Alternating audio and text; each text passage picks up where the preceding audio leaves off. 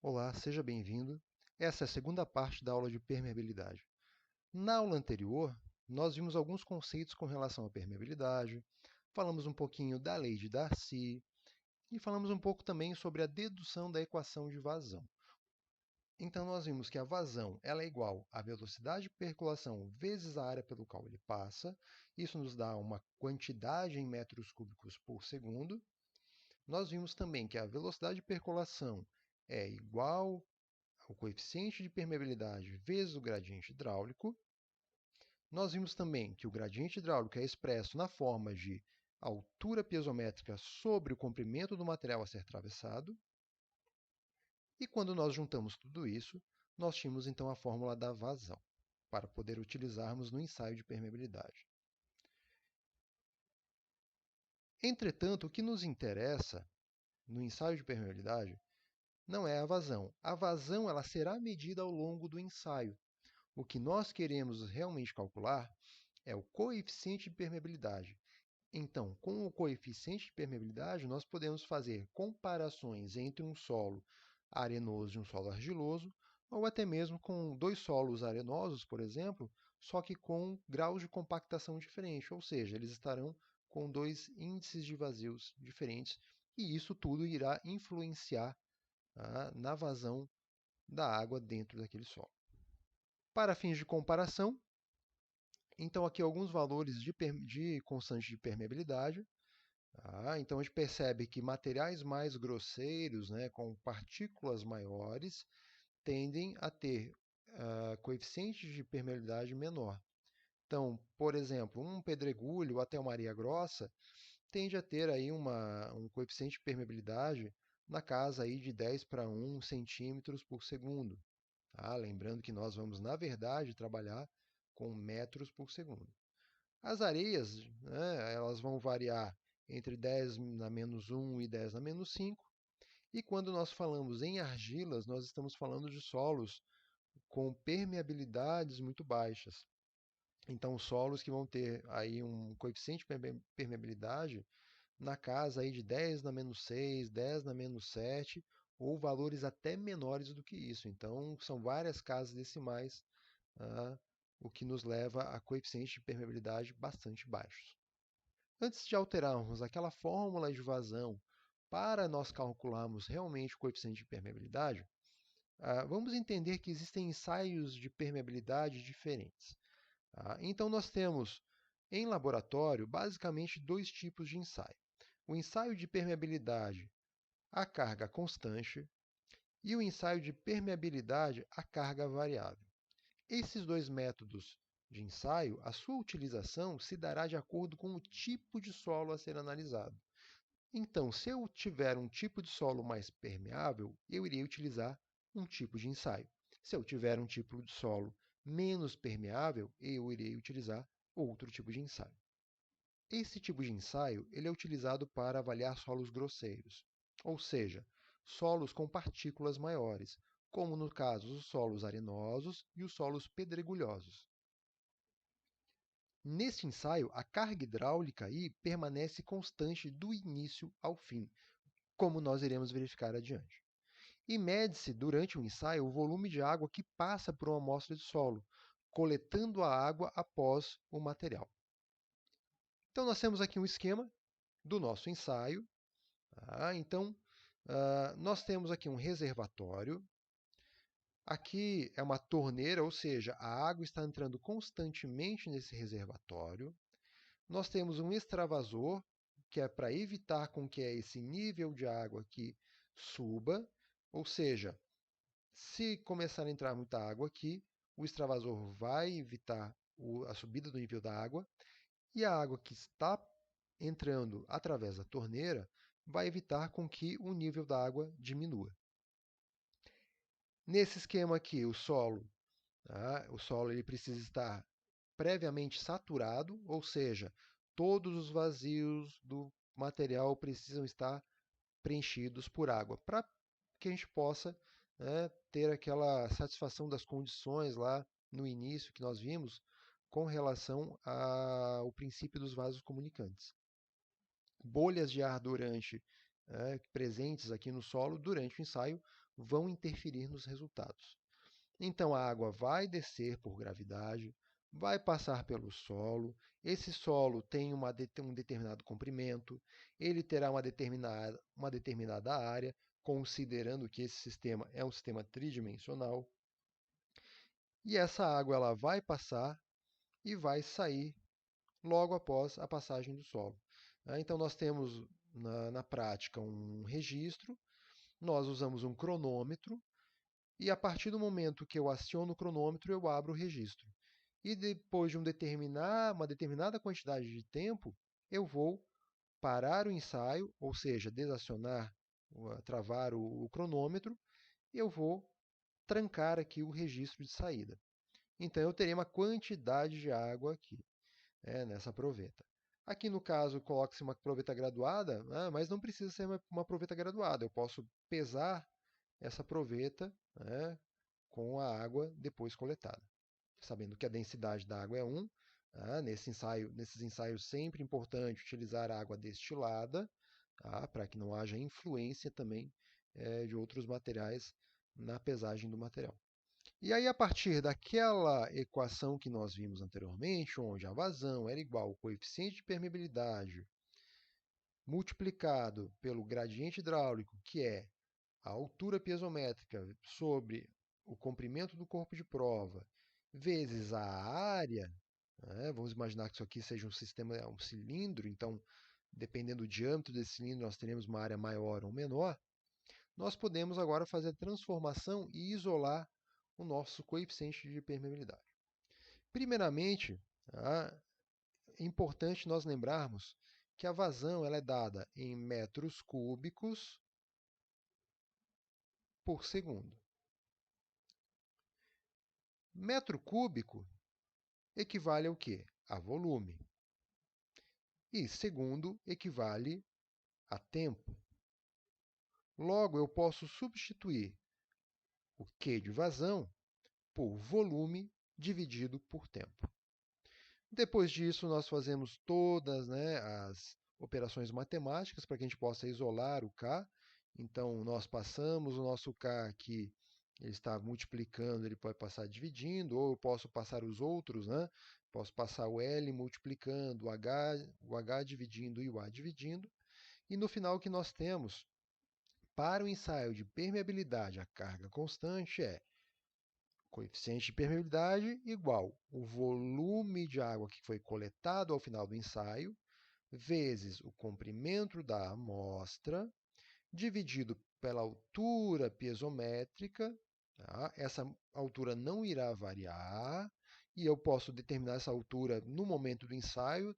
Isso eu posso colocar, por exemplo, uma altura de 40 centímetros, uma altura de 50 centímetros, isso vai depender do esquema de ensaio que eu tenho. E também vou multiplicar isso pela área do corpo de prova, lembrando que isso aqui é um sistema tridimensional, multiplicado pelo tempo de ensaio. Então, se eu levei 3 minutos para coletar aquela amostra, aquela água que passou, ou se eu levei 5 minutos, esse tempo nós anotamos também. Ou seja, o cálculo ele é relativamente fácil, porque ao final do ensaio eu terei todas as minhas variáveis. Eu não preciso deduzir, eu não preciso interpretar texto. Basicamente, o que se tem que fazer aqui é calcular com os valores que se tem. O outro método de ensaio é o ensaio de permeabilidade à carga variável. Este ensaio é utilizado para solos de baixa permeabilidade, como no caso os siltes e as argilas. Nesse esquema de ensaio, o que se verifica é o tempo que uma coluna d'água em um tubo capilar leva para variar entre uma altura H0 e H1. O que acontece? Se nós fôssemos executar o ensaio de permeabilidade à carga constante para um solo argiloso, nós teríamos um problema técnico. Por quê? O solo argiloso vai ter uma baixa permeabilidade, como a gente viu anteriormente naquela tabela. Então, essa água que desce e passa pelo solo iria demorar muito, e seria uma vazão muito baixa.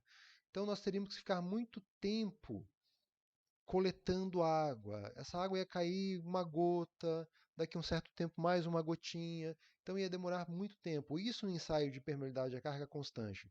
Para um solo arenoso, não ocorre. Esse fluxo de água, ele é um fluxo que permite que a gente não precise fazer um ensaio muito demorado.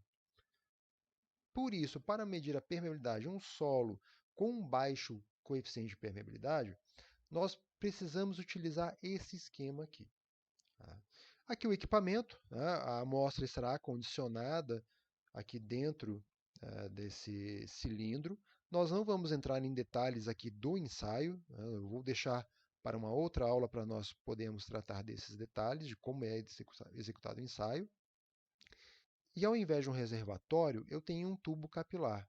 Esse tubo capilar, né, é como se fosse um tubo de ensaio que pode ter diâmetros diferentes dependendo o tipo de solo que eu tenho. Pode ser um silt, que vai ter uma permeabilidade não tão baixa, mas pode ser uma argila extremamente fina, que vai demorar muito, né, para a água passar. Então eu posso, quanto menos permeável o solo, eu posso usar tubos capilares menores.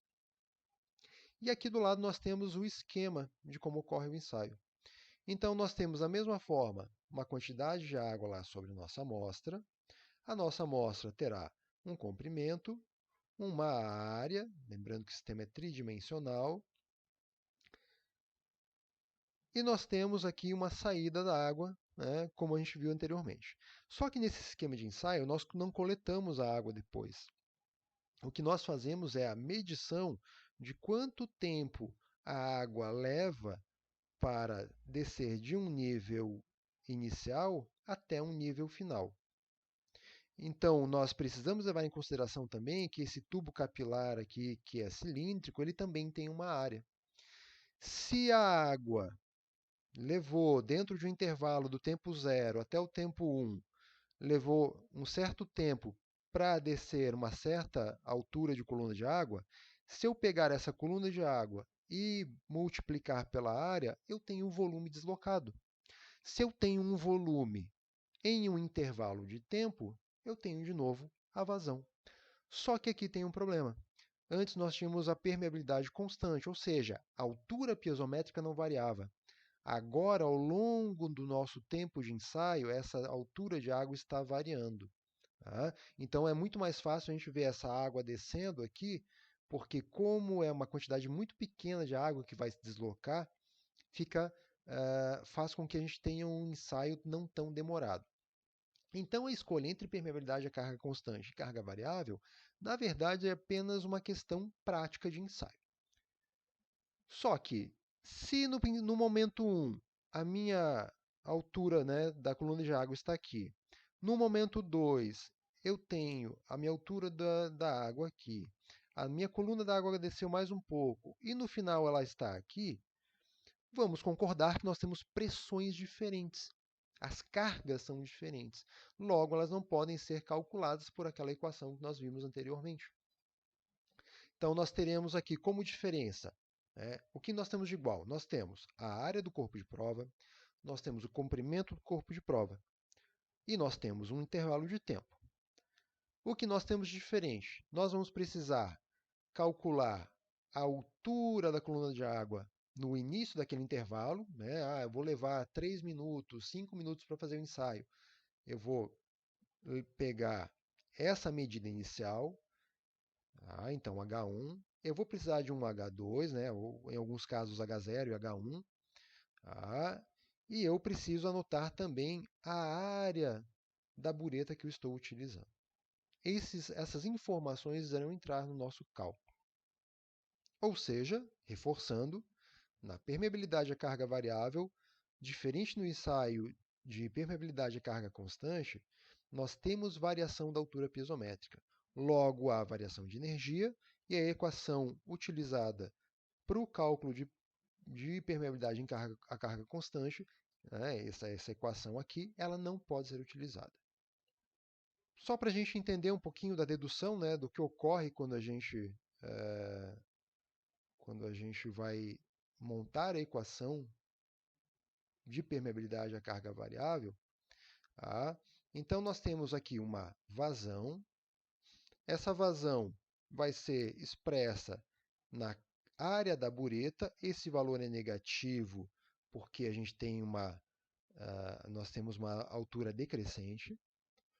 E nós temos aqui uma variação da altura da coluna d'água em relação à variação do tempo.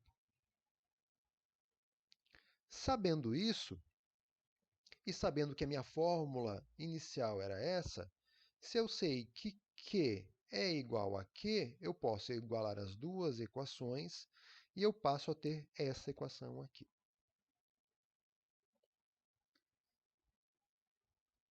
Óbvio que nós estamos falando aqui de cálculo diferencial integral, né? Não é o escopo da nossa disciplina de geociências, do curso de saneamento, mas só para que a gente entenda. O que acontece? A área da bureta ela é constante.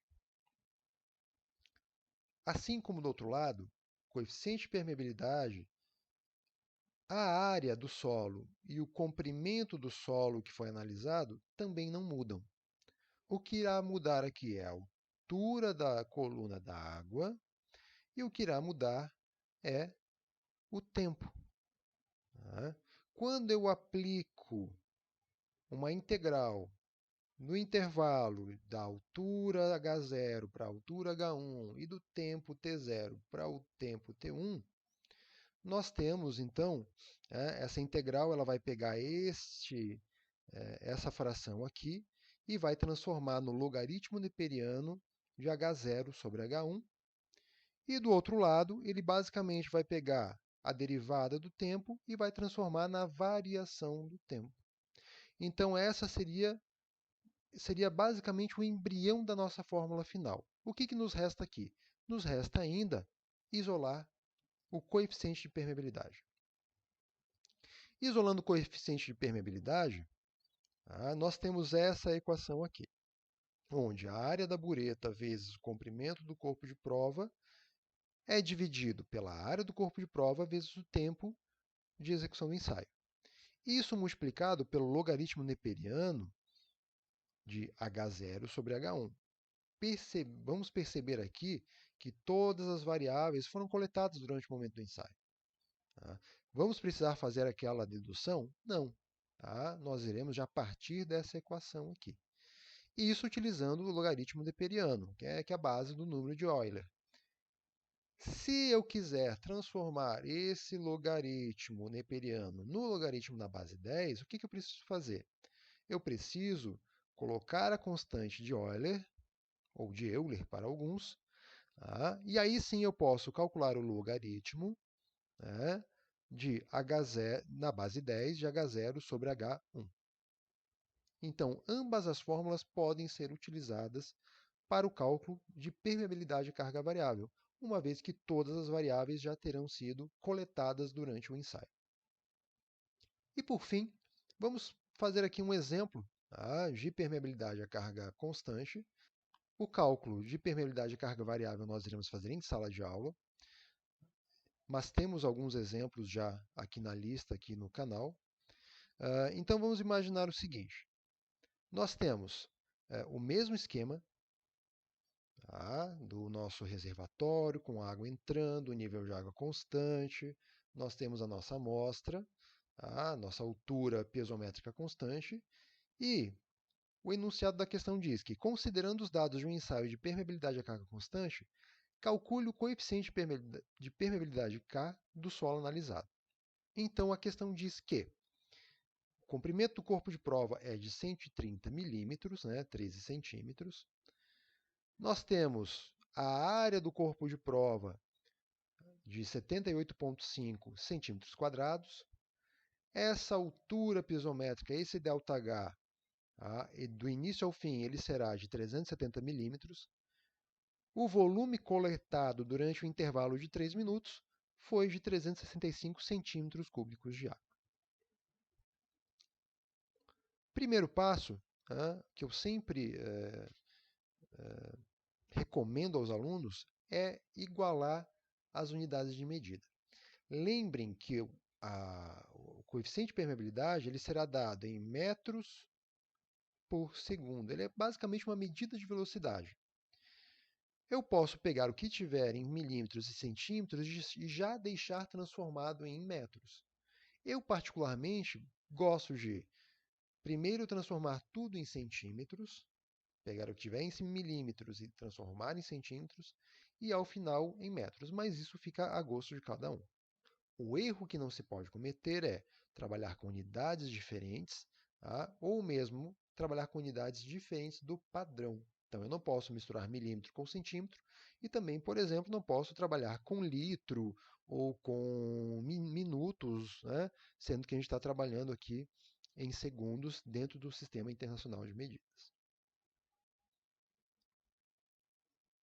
Após converter as unidades, a gente inicia o cálculo. Então, basicamente, se eu estou, né, como falado antes, fazendo um ensaio de permeabilidade a carga constante, eu vou utilizar esta equação aqui, onde o coeficiente de permeabilidade é igual ao volume vezes o comprimento do corpo de prova sobre a altura piezométrica vezes a área do corpo de prova vezes o tempo.